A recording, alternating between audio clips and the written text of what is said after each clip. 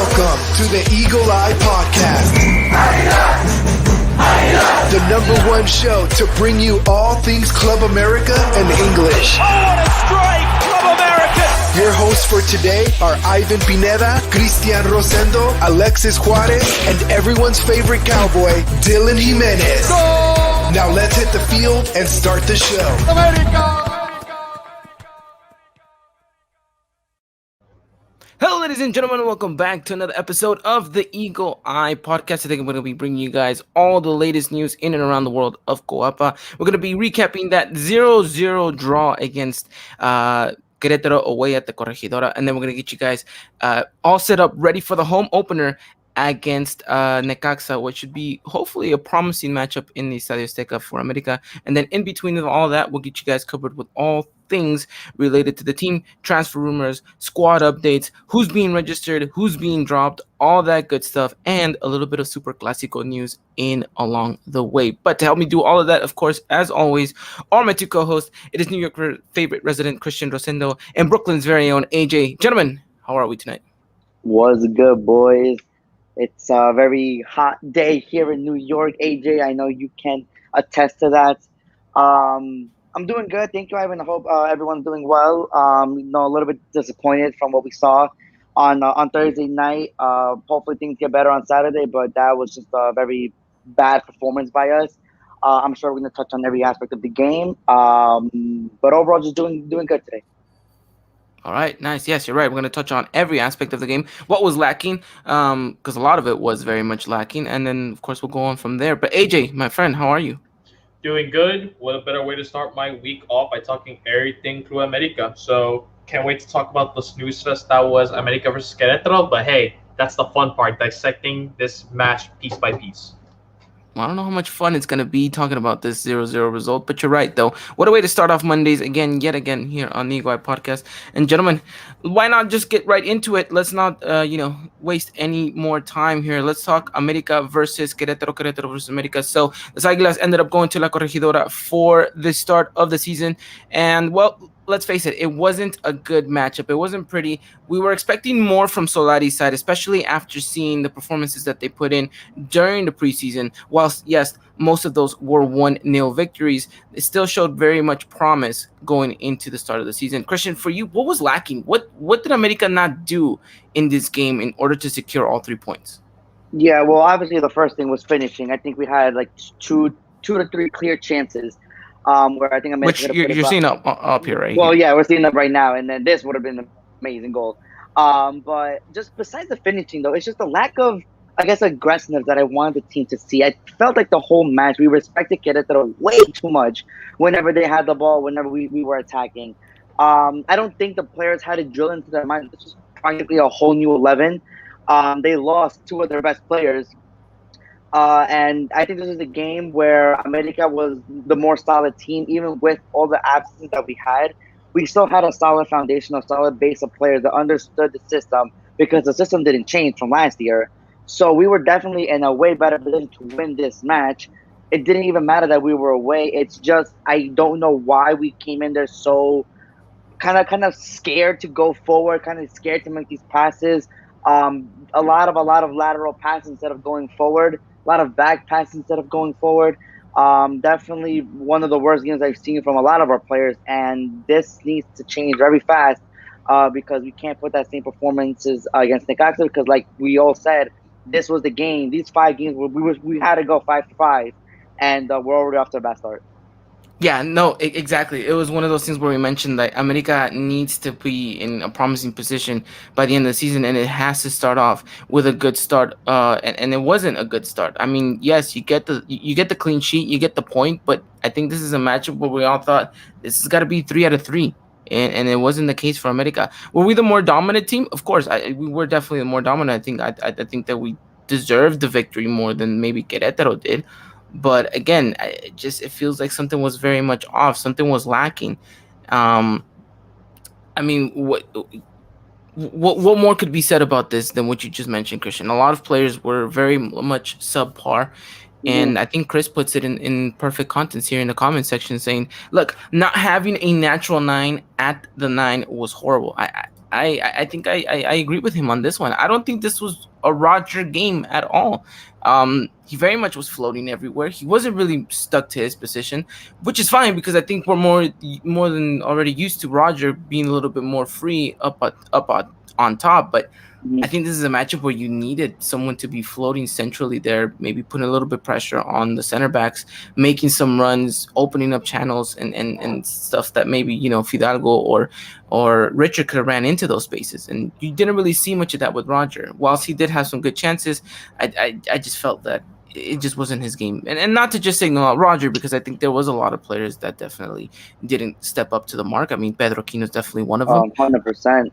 Yeah, Did, this is did probably one of his worst games I've seen in an America jersey. Very definitely. clumsy. The decision making was so off. Passing was horrendous. This is, and we've been saying it for like the whole preseason. It just seemed like he wasn't there, like, mentally and physically, and I don't know what's going on with him. I don't know if he's battling with something right now. It doesn't seem like he is. Maybe it's just a bad run of form right now. But like I said, some of these players need to pick it up for the next game because we can't keep going like this for the rest of whatever games we have in this little easy run that we saw one called in the beginning of the season. Definitely. AJ, I think Christian put it perfectly when he mentioned to us that this was the most first game of the season that we've seen in America for a long time, right? Players looked gassed right after this 80th minute. It just seems like it was very much still preseason mode. What's your takeaway from this? It's a snooze fest. I definitely do not want a repeat of this throughout the rest of the season. I mean, it's the first game, so cut them some slack. It just seems like, as Christian mentioned, some of these players just were not there. 80 minutes in, they just seem already completely tired out. And we really just do not want to see repeats. While we are missing some key players due to the Olympics are just there, just not being registered yet, or just not even being present on the bench, it's just, you cannot just see this. We're playing possessive ball with Solari, but if this is how every game is going to be for that season, which I hope not, we're in for one long season, I'd say, by the way that we're performing. Because this game against Querétaro, I definitely feel like as you mentioned, Ivan, we're the more dominant team. 16 shots with only 2 of them being on target and a lot of possession. We just cannot just finish our chances. Just all in all, it's tough to watch, honestly, for throughout the entire 90 minutes. Seeing America It play. was. It was definitely not a matchup that we wanted to kind of witness, especially since we were all excited, especially coming off that Mexico victory against France. Right, everyone was thinking, "All right, now the start of the league, let's get this going." America's playing, and it was very flat, the performance. I think you mentioned it perfectly, Christian. This We thought that we were gonna have a lot more direct passing, that we were gonna see a lot more, you know, uh, willing and daring from the players to kind of push up a little bit with the passing, split the ball a couple of times, get in promising positions. But like you mentioned, it reverted back to that first game against Atletico San Luis under Solari, where it was like a lot of vertical passing, a lot of let's reset the ball, a lot of let's play it a little safe here and there. I expected more from Leo Suarez, and I know it's a big ask because he hasn't really been that type of player for us. But you thought, yeah, this is the game where you want to show out. You know, I think I don't know. We could sit here and point fingers and talk about it all day long, but if there's one thing to highlight, I think it would be the fact that the defense, for the most part, was as solid as we wanted it to be. Didn't really give too much trouble for Oscar Jimenez Querétaro, and I think that's partly because of what Bruno and Emmanuel Aguilera were doing back there. So I mean, props to them. So I mean, if there's one small little detail to highlight, it probably is that. But there really isn't much to take away from this game on a positive note. Yeah, no, definitely. And for the defense side of things, you just wish that you would get this all season long. I know a lot of people were surprised seeing Aguilera instead of Cáceres. I don't know what's going on there, but maybe it was just Solari's choice. We do know that Solari does prefer Aguilera for some reason over Bruno or Cáceres. I think it's the Um, experience. yeah, I know that, but I mean, it's Aguilera, so you know. But but yeah, Evan, no, you're completely right. I did. Well, you want to take away one thing would be that. I just hope that the players are wary of what happened on Thursday night, and they kind of just know how to fix that, and hopefully having a home match, 2 home games actually in a row, can correct things going forward. Definitely. And you know what? Emmanuel Aguilera just one game closer to getting that contract extension. Would you look at Yeah, that? Mhm. Not ideal, not what we've been wanting to talk about, but it is kind of the situation at hand. Now, a lot of people were a bit surprised to see Federico Viñas and Nicolas Benedetti not on the bench, whilst both of them did make the travel to Querétaro. I do remind everyone of the new rule, which means that we can only sign 10 foreigners into the squad, and we can only have 8 of them on game day roster. So that means that only 8 of them can be present on match day, and 2 of them have to see the stands. So that was why Nicolas Benedetti and Federico Viñas ended up going to the stands. Although questions could have been made as to who else could have possibly gone up there, Christian. I mean, would you have rather taken Cáceres up there and had Viñas on the bench, or I mean, how do you think Solari's trying to work this out? Because it seems like his hands are pretty much tied in this in kind of this situation.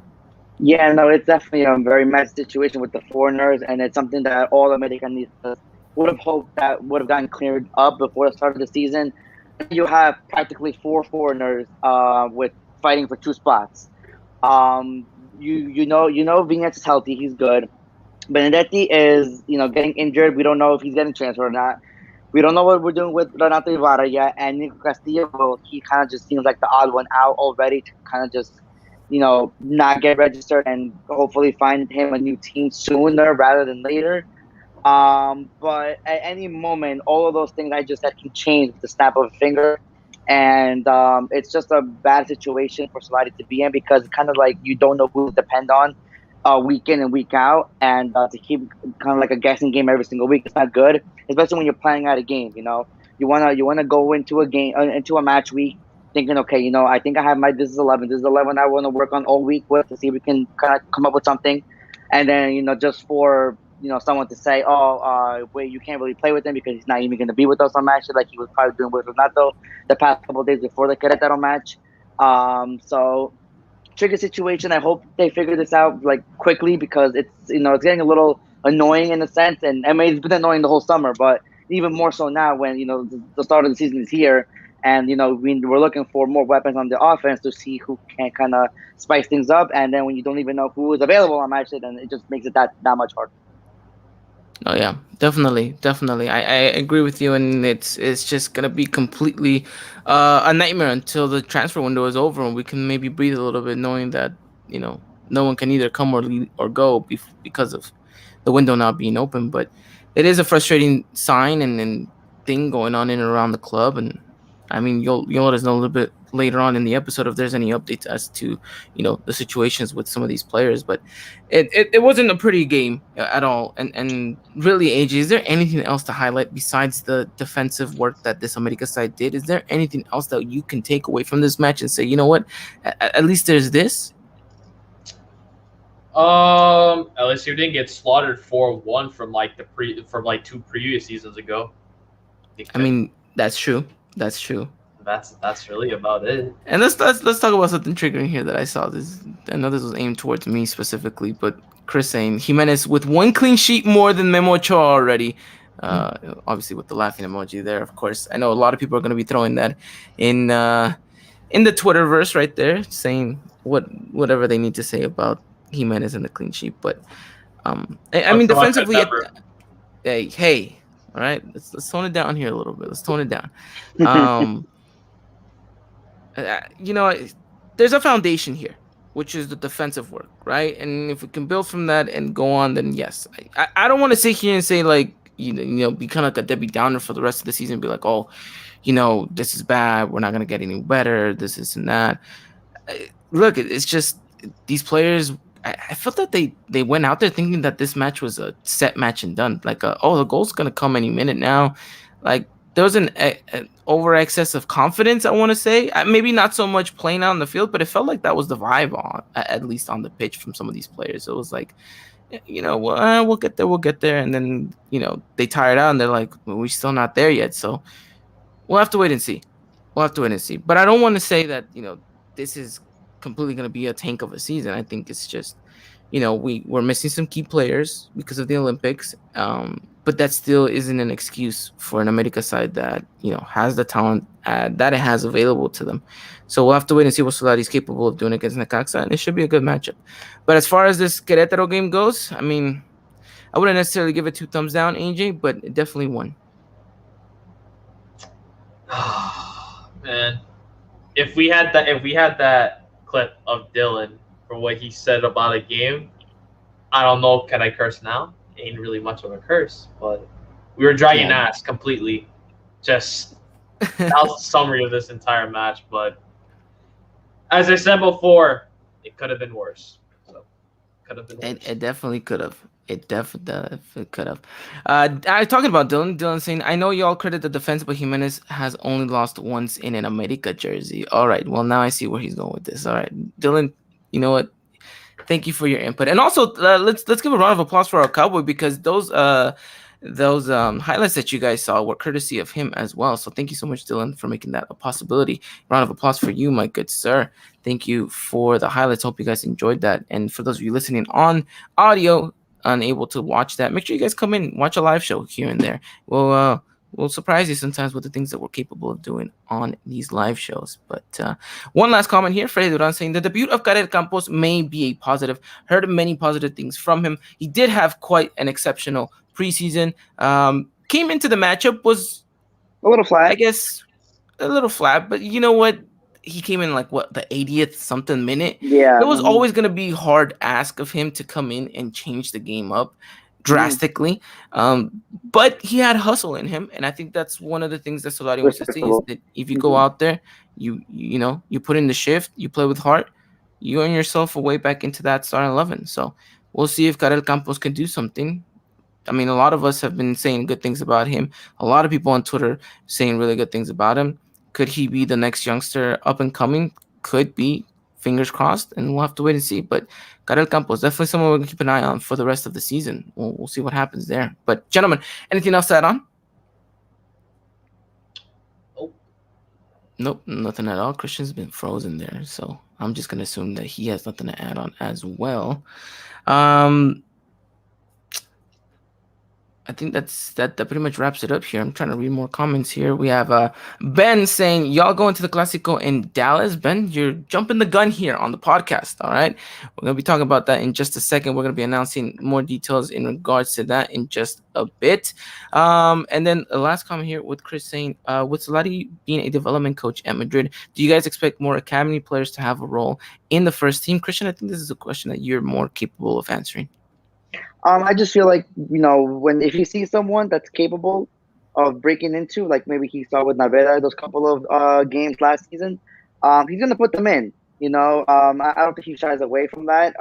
So definitely if a youngster like Karel kind of just, le llena el ojo, then why not, Definitely. If he fills his eye, well, we'll see if that potential is there, and hopefully the kid takes advantage of it. But alrighty, then that pretty much wraps it up for America Querétaro 0-0 at the end of the day. Clean sheet, 1 point. Not the way we wanted our Águilas to start off the season. But then again, like AJ always mentions, it could have been worse. But all right, gentlemen, move on into the next segment. And before we do so, I do want to remind everyone that today's episode is brought to you guys by none other than Foot Cult. And if you guys haven't done so already, make sure you guys go check out footcult.com. Get some amazing gear, and you guys can get all of that for 10% off using the discount code EEP at checkout. Again, that is discount code EEP at checkout to get 10% off all Foot Cult products, which, by the way, looks like they're dropping some really, really interesting stuff. So if you guys haven't done so already, make sure you guys go check them out. Again, thank you to Foot Cult for sponsoring today's episode. All right, gentlemen, let's talk about news in and around the world of Coapa. First of all, Christian, any updates in regards to transfer rumors, transfer updates, anyone leaving, anyone going, anything? Wouldn't it be cool if we had a song playing? I think we should really talk about that off camera. Definitely. Something you could have brought off Okay. definitely off camera. I could have, but you know what? We'll talk about that later. Guapa news, yes. So Roger Martinez did leave Querétaro with kind of a banged up legs, couple of pair of legs there. So yeah, so he's kind of recover for Necaxa. The hope is that he'll be there But yeah, he did come out of Querétaro a bit banged up, and they kind of were hitting him pretty hard.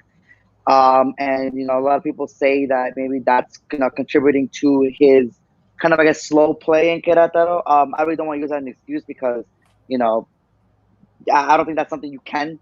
But hopefully he's there for Necaxa because I think we need him. I think he's going to be a vital piece on Saturday. So there's that. In terms of the registration news that we had earlier, it seems like Benedetti did make the cut. He is registered with the team. It seems like the two people that did not make the team were Nicolas Castillo and Renato Ibarra. But listen, this all can change at any given moment. Just because he's registered does not mean he's going to stay. We remember the case with Andres Ibargüen where he was registered but then got transferred to Santos later in the season. So just because these two players are in, these two players are out, does not mean that's how it's going to stay for the rest of the season. Everything still stands with how they were. Ibarra, Castillo, and Benedetti all looking for teams, and just Viñas just trying to get his form back in there, and hopefully have a chance with the team. Hopefully this Saturday, but for right now, it doesn't seem like that.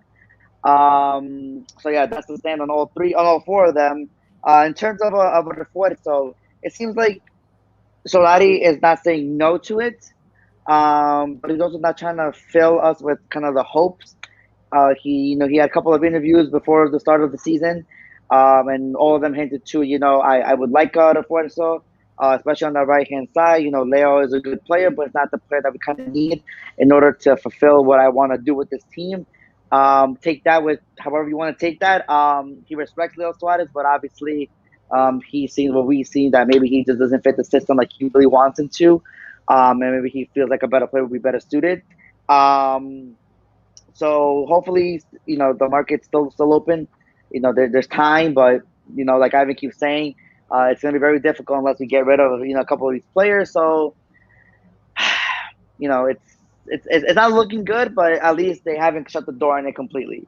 So that's pretty much all the updates from Cuapa. If anything arises throughout the week before the next podcast, stay tuned to our Twitter at Eagle Eye Podcast, and we'll have you covered. Definitely. And Chris saying, so what you're saying is Arturo Vidal to America then. I am wish we could be definitely saying not that, saying but hey, as soon as FIFA 22 comes out, we'll make it happen on there.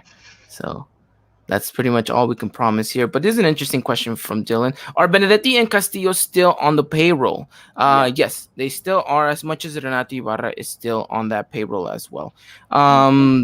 This is the one thing that's frustrating, is because that's more money going down the drain because you're not utilizing that player, meaning that you're burning money. So that is the most frustrating thing about it from my point of view. It's sell these guys. You can't make a profit, but sell them because you got to get them off your books. Even if you got to cut a half a loss on that, the wages that you're paying is just a ridiculous amount. Like those wages that you're saving, that you could have be potentially saving up with those three players right there, could easily buy you someone with less wages. Could buy you that right winger that Solari also is asking for. And that's the thing that frustrates me is I don't know what's going on. Why? I get it that the players have a role to play in this as well, because they're not going to move somewhere where they're going to make less money and this and that, but you got to find a solution because you can't be burning money like that. We're just burning an even bigger hole in this bank account than we already have. And we're going to see it play down the road. And I'm not just talking short term, I'm talking long term. This is going to bite us in the butt again.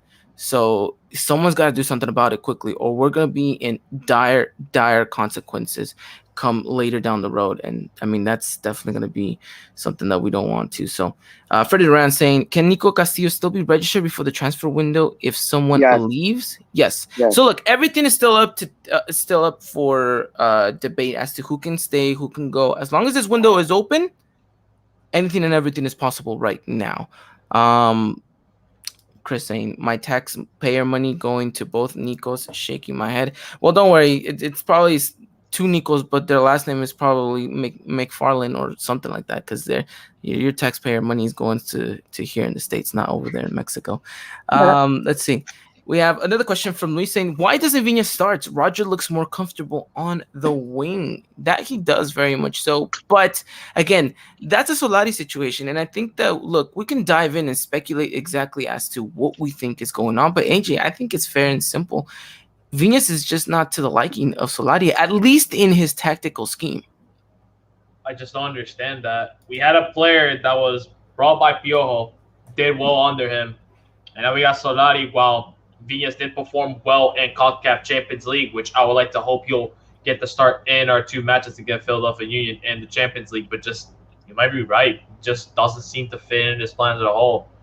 And it makes you worry more and more that because he was quote unquote injured during the friendlies, could that be painted that I don't want to think about he leaves the club. It's like the same that I remember with the Quintero situation, where he just wasn't playing at all while he was in practice. Just did not really feel like playing. Definitely. Dylan saying, it says a lot about the board with money going down the drain like it is right now, especially in the situation and the times we live in. Especially, you'd think you'd be trying to save up as much of a penny as you can, and this team is just wasting money like there is no tomorrow. Like we have it to burn just like that, which we don't. And then Chris Rivera saying, shaking my head, Nico McFarlane Castillo. Hey, I'll take that, man. Sounds like he could be a good asset to America. It looks like he would be charging way much less wages than any Nico that we have right now in the club. So interesting stuff going on there. But that is kind of your guys' update in and around the world of Coapa as far as squad rumors and all of that goes. Not much has changed, unfortunately. And Christian, let's be honest, I think I've mentioned this a couple episodes already. It's just don't get your hopes up. Don't hold your breath. We're not going to bring in anyone else. It's just a situation we live in. We're practically like Real Madrid, aren't we, Christian? We're just not going to bring in anyone this summer, and it's just going to have to be... Yeah, listen, Real Madrid's a whole different story I don't want to touch on right now. But it just seems like that. But just, I don't know. From the people that I've talked to, it seems like there is a hope still within the camp that we will bring someone in. But as a fan, you hear that and you're like, okay, maybe, but then you start putting, things into perspective like we just did, and it's like, is it even possible? So I think that's where the doubt comes from a lot of the fans. But I mean, I'm gonna keep fairly optimistic that we bring someone in. I'm not gonna go to Ivan level just yet. But it's certainly getting there though with the passing of time for sure. Okay, scale 1 to 10. Do we bring someone in? What's your rating? 10 being that we bring someone in. 10 being someone we definitely bringing someone. Okay. 1 being hell no. I give it a 5. A 5. So you're down the middle. AJ? Down the middle. 4. A 4. I'm going 2. And I would go 1, but because I want to give you guys a little hope, I'm going 2. Okay. And that's not much hope to give away either. So I'm going with 2. And look, I've talked to you guys about it. It's just it's like every day that passes by, the situation gets worse and worse. And I feel like, is there no one at the club that can can talk money at all? Like can understand expenses? Like, is there no one there that understands like how things work?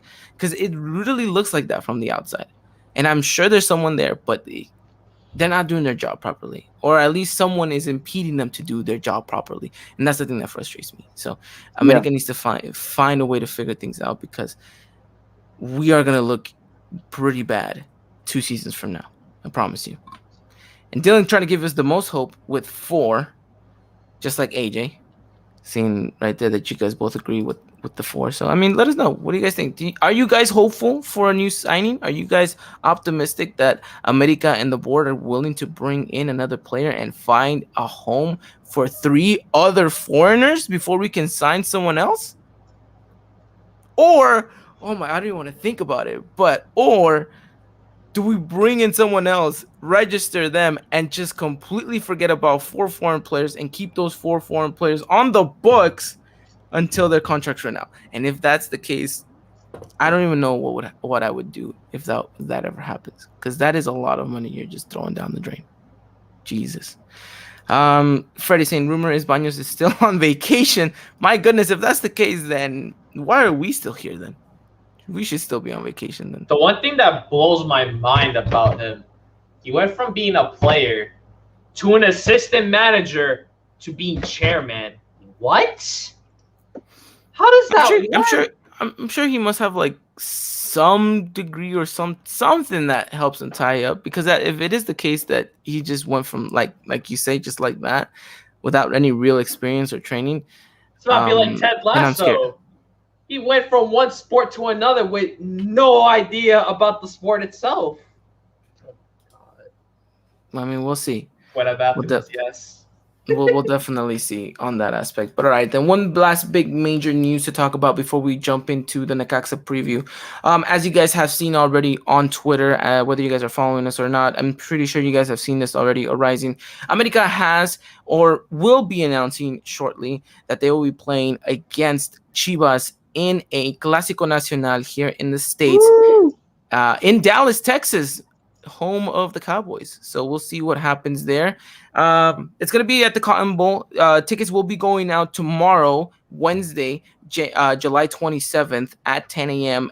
Central Standard Time, 8 a.m. Pacific Time, and 11 a.m. Eastern Standard Time. So if you guys do want to make it to this game, and for some reason you guys are listening to this, and it's already past 8 a.m. in over here in the West Coast, make sure you guys go over to ticketon.com and go get you guys your tickets. Again, that is America versus Chivas at the Cotton Bowl on September 5th. That is Labor Day weekend, ladies and gentlemen. September 5th, they'll be facing off against Chivas in another edition of a Clásico Nacional here in the States, which if I'm not mistaken, would be the third time they would be doing this consecutively here in the States. Of course, one not being because of the whole pandemic situation, but there was the one in LA, and then there was the one in Chicago, and now looks like it's going to be the one here in Dallas. So we'll have to wait to see what happens there. We have a request here saying, Sugar Mama, if you're listening to this podcast, please buy the boys tickets so we can get a live in-person podcast. There you guys have it. So for those of you asking, we will be making the trip over to Dallas. So we're still yet to kind of figure out the details as to which one of us is going to be going, if it's going to be multiple of us. We're still trying to work out the kinks and all that stuff, but there will be an Eagle Eye podcast representative down there in Dallas, so you guys can make sure to secure your tickets and know that there's going to be a one of us down there to be able to talk to you guys, interview you. We're gonna have our own booth there at the Fan Fest. Oh, dude, that would be perfect. Also, it would not be great for content because we would have to have more than one person. Because if only one of us sticks at the booth, then we lose the fact that someone else has to go out there and get all the other camera roll stuff from like the fan fest and stuff like that. But hey, look, if you guys do end up going, if you guys do end up buying your tickets tomorrow, let us know. We would love to know exactly which one of you guys are going to the game. Whether you're in Dallas, whether you're going to Dallas, whether you're in the vicinity, and you're planning to go, let us know. It's a Clásico Nacional. We want to do something big. We want to do something huge. And we want you guys to be at the center of it all. So again, if you guys are going to be present at that matchup, let us know. We want to have you guys on camera. We want to interview you guys. We want to get pictures of you guys. Trust me, there's nothing more amazing than having you guys be at the center of our content whenever it comes to game day. So if you guys are going to be there, let us know. Again, that the tickets will be going out tomorrow. I don't expect them to sell out just like that, Christian, but you never know with these type of things, right? They might be hotter than those Bad Bunny tickets. That's all I'm saying. So they might be. It's a Clásico Nacional. That's true. That is definitely true. Which, by the way, I don't know if they're capping capacity. It doesn't seem like it because it looks like, again, restrictions are a little bit less over there in Dallas, and it looks like they're trying to go for full capacity. Again, it's just we're just speculating here. We don't know exactly what that figure is going to look like. But again, do not hesitate. Get your tickets if they're available. And again, we'll see you guys in Dallas whenever that day goes around. Again, September 5th, Clásico Nacional, Labor Day weekend here in the States. But all right, gentlemen, that pretty much does it for news in and around the world of Club America here. So let's see what happens. Christopher saying the ones that Ivan met at Cholos this past Hollows. No, I thought it said Cholos. I was like, I wasn't at a Cholos game. But never mind. Chris definitely exposing me there in 4K. But that's Yeah, neither near here nor there. But all right, that's gentlemen. for Again, that's for Eagle Eye Podcast after hours. You know. that's after hours. That's for when El That Tri is playing at 4 in the morning. That then we can start talking about those and type then of we start things. talking. Okay. Yeah, yeah, yeah. Alrighty then. Can't believe Chris said that. Yeah, pretty much that wraps it up for the news in and around the world of Guapa. Again, if you guys want to know anything and everything going on, you guys follow us on Twitter, follow us on Instagram, follow us on Facebook. We have you guys covered on everything. Again, and that is at Iguai Podcast. We have you guys covered on all things American news. As soon as it hits the fan, we'll let you guys know in regards to that aspect. But all right, gentlemen, let's talk Jornada 2. It's the home opener against Necaxa. I mean, feelings are a little bit. I don't know. Are we still very much optimistic? It is a home opener. We are going to be at home. There is kind of that kind of essence of, okay, now we're at home. Let's see what we're capable of doing in front of our own fans. Because again, this is going to be open to people coming. Still restricted at 25% capacity, but I would expect people to make it out. Matchup is at 5 p.m. Pacific Standard Time, 7 Central, 8 Eastern. Pretty good time if you ask me. In the middle of 7 p.m. at Mexico City. Should be an interesting crowd. I don't know. How are we coming into this one? How are you guys feeling, AJ? Wait, the game's at 8. Yes, the game's at 8 your time. AJ, is this true? Can you please confirm? Yeah, it's 8 o'clock Okay, that's cool. Saturday. All right, that's cool. That's cool. That's cool. That's cool. All right. But yeah, no. This game, I feel like we're being going more optimistic into this game this time around. It's the home opener of the season. We'll get to play with our fans. We definitely got something to prove against Necaxa. While last time when we did play against Necaxa, gave us a little bit of a scare, but we did what we had to do at the very end. I'm excited for this game, actually. I feel like this is definitely going to be the game for America where they're just going to turn things around. They believe that Querétaro in game right in the past, it's the first game of the season. It's not always going to be the perfect start, but anything can change. We're just at the very beginning of the season, so don't press that panic button just yet. But hopefully this game will paint to be a far better game than what we had against Querétaro. Christian, we know that we mentioned, especially against the Querétaro review, that quote unquote the easy schedule is right here upon us. So Querétaro wasn't exactly what we're expecting, but Necaxa has to be the 3 points that we all hope for. No, yeah, definitely. It has to be the 3 points. AJ said the home opener. This is where we need to kind of just turn the page, let whatever happened on Thursday happen, whatever, and then just here to new beginnings. And I think that's what it needs to understand that. He needs to understand the moment of this game and just what what the game kind of revolves around.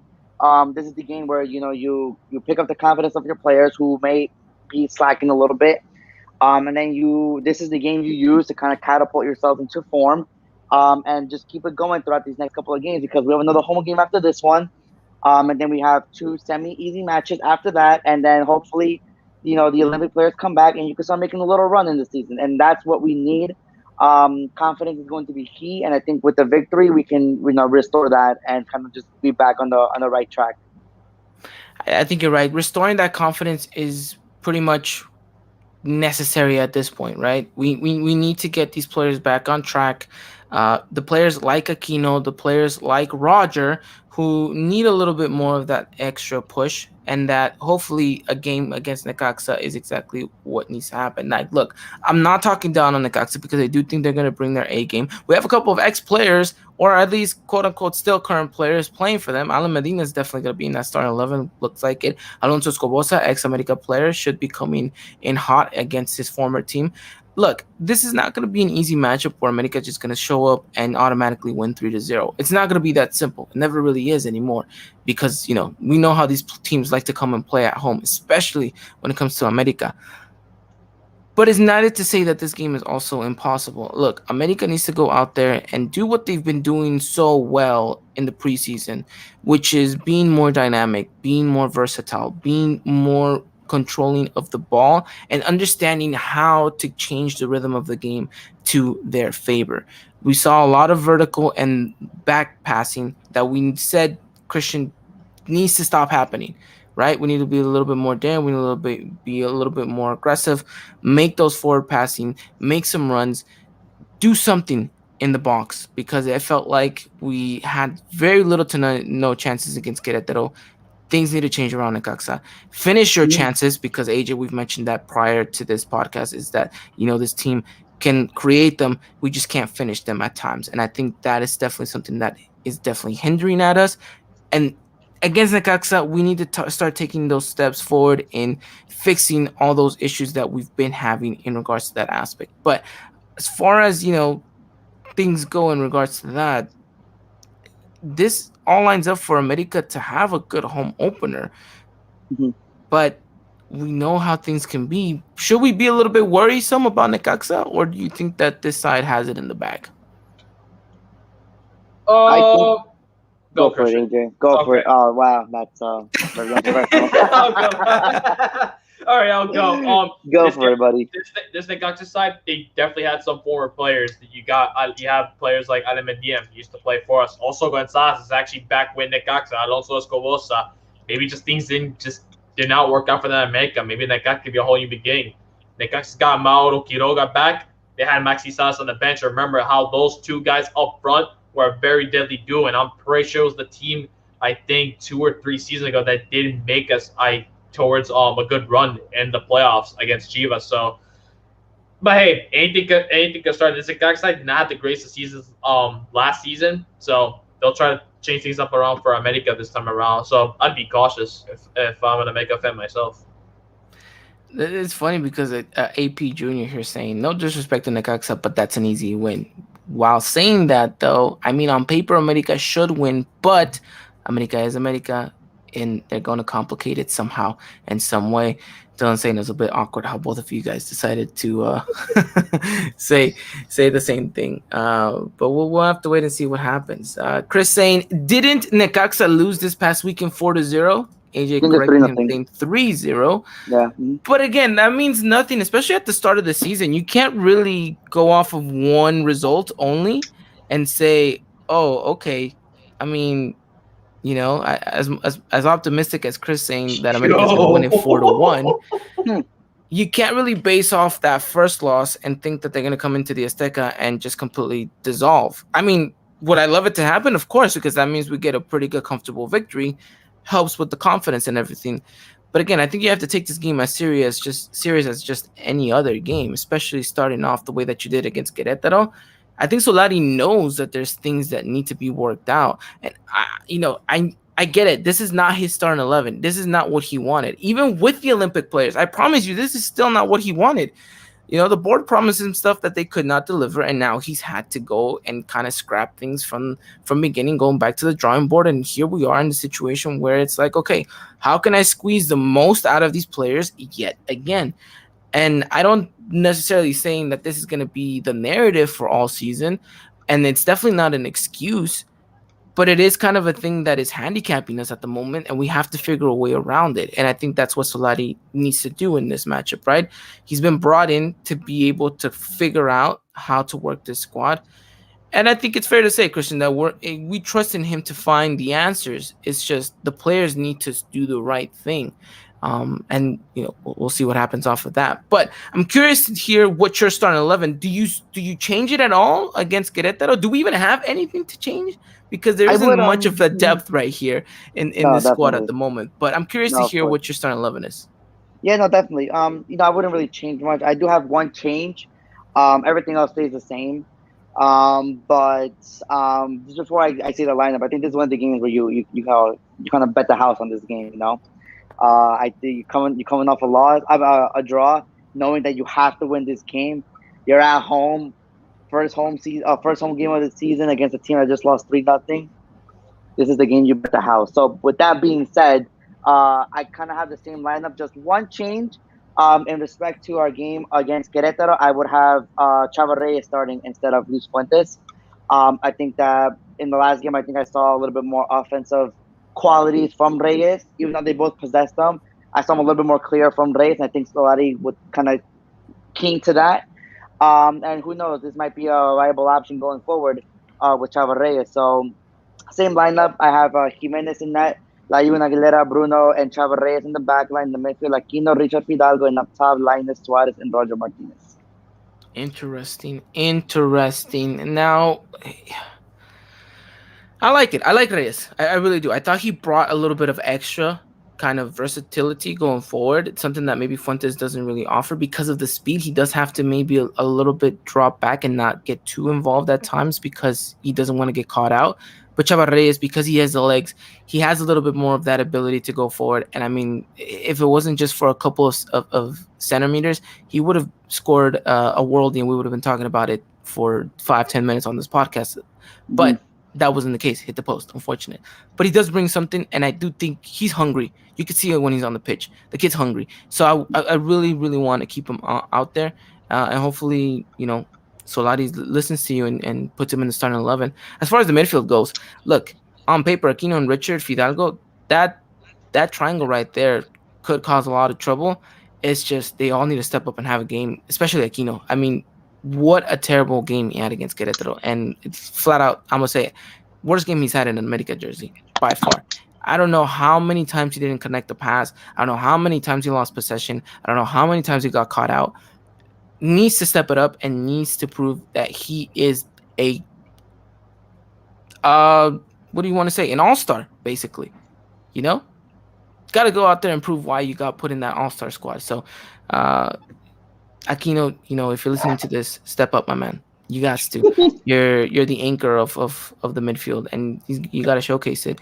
Richard, on the other hand, I think little by little regaining back his form. You see a little bit of he's coming back. He's barely done a little bit of preseason with the team, so I expect him to take about a week or two. And Fidalgo, whilst I won't say he had a bad game against Querétaro, I don't think this is his most impressive game either. I was a little bit quiet at times, but again, he can only do so much. He did try to open a couple pocket of spaces. I just don't really think there was an understanding right there between him and Roger at times. So we'll see what happens. And the front three, again, look, Linus, Suarez, Roger, something's got to make happen right here. You know, especially with Linus and Suarez, what is the idea going forward for them on the wings? Because it looks like Linus is told to play it down the byline, get the cross in, take on a player, but stay close to that touch line. Mhm. Whilst on the other side, Suarez is being told not necessarily do the same, but cut in, take a shot, get across. So, the dynamic has to be something different here. Something's got to switch up because it just seems a little bit too repetitive and a little bit too easy at times for defenders to read, Christian. I don't know if you agree Yeah, with me on definitely. that. No, definitely. Um, I think you say perfectly. The front three needs to come up with some more creativity going forward. I think I think you hit it right in the head where Fidel kind of had a little bit misunderstanding with the front three. That's something that needs to change. Hopefully they work on that in practice this week, and they get things going because we need to win desperately, just to kind of regain that confidence. And if it means maybe subbing in another player for one of the front three, then by all means let's give it a try. But like you hinted it earlier, though, who would you even put in because the debt is so limited at this point. So if it's these three, and they have to go out there and just give a way better performance than what they did on Thursday. Would it be a bit unorthodox of Solari to give Karel the start over Suarez? I don't think so. Not if he doesn't see anything in Karel, then he wouldn't do it. Obviously, if he puts him in over a starter, quote unquote starter, then there has to be something there, right? So if he does it, then let's give it a go. And I think most America fans would most likely be excited considering the kind of, I guess, The buzz going on and around him. yeah. So and definitely the not people liking Suarez as much. I was trying to find the Gotcha. word for it. Yeah, so I couldn't really find the word for it, but I guess that'll He's not do to the taste of the fans right now. it. He was never really the taste of the fans. Let's be honest. He was a taste of the fans for maybe 20 minutes in that Pachuca game, and after that, Tell nothing me really about kind it. of sprung from that. So hopefully something does happen. Hopefully we get the win. I'll be betting on it, so maybe other people will join me, and maybe we'll get the win. So it looks like Christian said we bet the house. So America's putting the Azteca up for grabs in this one. So let's hope that the players know what's at stake here. Not only the Azteca, but the rest of the houses here that we are putting on the line. But I think the one that has to have the biggest game is Roger Martinez. And I'm saying this because not solely is he, quote unquote, the best player we have in the team, but it's because I felt like he's fallen a little bit flat in his performances. Ever since he got that goal in the preseason game against Santos, AJ, he hasn't really done much after that. I mean, he's had a couple of moments here and there where he's taken on a player, been a little bit fancy, shown his 5-star skill moves here and there. But I mean, you saw the clear chance he missed against Querétaro.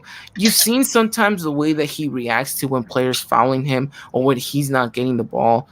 It just feels like he's starting to fall back into that old Roger ways that made him so kind of a target for America fans to not like him.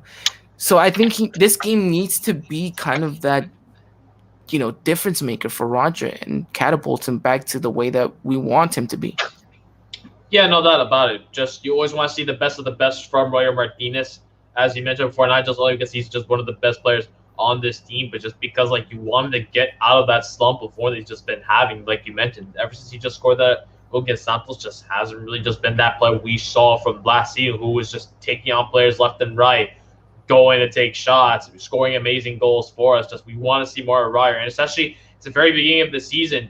At the moment, there's really no competition up front. While he's gonna have to be playing a position he's not essentially truly comfortable with. He has to play as the forward. You usually have Venus in that spot, or Henry Martin in this case. But just Royer, I just want to see him just do good things for this team and just get rid of those bad vibes that he had from previous seasons before, where people just want him out. Have fans a reason to want you to stay now, and just you got to start right now against Necaxa. Yeah, so he's got to get off on the scoring sheet pretty soon, and I don't want to make it sound so cheesy, but I would like it so that Solari went up to him and told him, "Look, you are our Ronaldo, you are our Messi of the team. Like you literally can be that person if si solo te aplicas, like if you have that discipline in you, if you can go out there and do that, then the world is your oyster, my man." So I don't know. I want to see Roger do good things, but at the same time, he's got to put in the shift, and he just can't be teasing us with a flick here, a rainbow flick there. He's got to do something, So this is the game that he has to do it. And look, he's in a poised position because this rival, isn't at 100%. So if we could take advantage of it, by all means necessary, let's do it. So one thing here, Chris Rivera saying, here's a topic that we've had before, but does the fan base show up for the first home opener of the season after not being able to at least last season? Interesting question there, gentlemen. What do you guys think? If they're not hypocrites, sure. But Interesting. we've kind of seen the fan base and Mexico kind of gravitate towards not going to the stadium. But like you guys mentioned earlier, this is kind of a favorable time, not too late. The game will end, right when peak, darkness, and you can get home relatively safely. So people don't really have an excuse right now to not go to the stadium. So I hope it looks better than what the hell we just saw today and with Cruz Azul and Mazatlan, because that was disappointing for the reigning champs to kind of get that kind of a fan base. But yeah, hopefully the people show up. Definitely. Mary Jane saying they'll probably complicate it though. And talking about that game, looks like Brian Kalula scored against Cruz Azul. So that's an interesting header right there. By the way, though, I don't know if this will affect it or not, but it seems to be raining all week in Mexico City. And so it looks like it's a 70% chance that it's going to be raining that day. So I do think that might hinder a little bit of the attendance because it's going to be a rainy night at the Estadio Azteca. But again, I do expect the fan base to show out there. Now, will we be at a max 25% All America fans? I don't expect it. I expect us to get roughly around the 20% mark. I do think that's more than possible. But again, we'll have to wait and see. Hopefully the fans do show up. I know the players will definitely be grateful for that. And we'll just have to wait and see. But not the fans, excuse me. The players have to earn it as well. So, can't expect to put on a showcase against like that and get it. They don't expect people to be dying to go into the Estadio Azteca after that performance. So we'll have to wait and see what happens. But again, hopefully fans know the they fans make a difference, right? They do. They know that. But it's raining, Christian. It's raining. And look, gives a F. My hair does, all right? Look. Well, can't, dude. Never mind. Can't. Listen, What I want to say, I can't say. So You prefer not to speak. If you speak, you're in yeah, big trouble. I'm in big trouble. Yes. I'm kidding. No, but look, I do expect us to. And like I said, 20% is where I'm aiming, which is still a good number. Even though you're capped at 25, at 20% mark, pretty good. We know the Porra's gonna be there, so we'll have to wait and see what happens. Again, should be AJ, an you're gonna be interesting there? matchup. I wish, but yeah, if I could, I definitely would. I've been there in the game I've been to a game that when it rained, beautiful, one of the best feelings in the world, and at the Azteca. So And he's like, and I didn't even have to shower the next day. But all right, gentlemen, since we're betting the house on this one, I want to hear you guys' prediction. We already heard Chris's going 4-1. What are your guys' prediction for the game on Saturday? Which, by the way, Christian, I believe you're covering it for us. I am. I will be covering it. Best coverage for the week. Don't kill me here. I'm gonna run it back. I'm gonna go 2-0 America. Run it back 2-0. All right, I like it. AJ. let's go 2-0. 2-0. Everyone's going with the 2-0 again. Well, all righty then. I like it. I'm going 1-0. America takes it only by a nick. All right. Huh. Where's all this? Oh, yeah, Necaxa this. They lost 3-0. Yeah, exactly. But we're America, so 2-0. Calm. I calm 2-0 to satisfy the bet, and then we go home happy. We go home happy. All right, so. Well, I'll be home, but you know what I mean. I'll go to my room happy. There you go. All righty then. Well, I'm going with a 1-0. AJ going with a 2-0. Christian going with a 2-0. Let us know. Chris going with a 4-1 victory. That's adventurous, and we'll see whether or not that's possible, which would be nice. Like I mentioned, goal differentials will be something that America may not be thinking about, but will definitely play a factor in the long run. So the more goals you can get, definitely would be a lot better. But I think Solari's main priority is that clean sheet. And again, I think he's always been a manager, or at least you can correct me if I'm wrong here, Christian, that likes to secure the bag and then work its way up. So we'll have to wait and see. So an America victory, nonetheless, is exactly what we're expecting for, because I think we all desperately need it, because we haven't had an America victory in such a long time. So let's see if we can get those 3 points and then build off from there, which I think is going to be interesting, because like you mentioned, Christian, we have another home opener, which not a home opener, excuse me. We have another home game at the Estadio Azteca right around the corner after that. So will be an interesting matchup. But all right, anything else to add on before we close it out? I think we hit everything on the head for this week. I just want to say thank you to everyone for listening, for coming out. AJ, Ivan, you guys are the best. Happy to do this with you guys every single week. And I'm hoping for an America win this Saturday, because my heart needs that. I think all of our little hearts need that right now. But we'll see. We'll definitely see. But again, thank you guys for coming out. Thank you to everyone that was listening. Thank you to all of you guys watching again. Make it out to a live show. We always like to talk, America stuff with you guys and have you guys get involved and all that good stuff.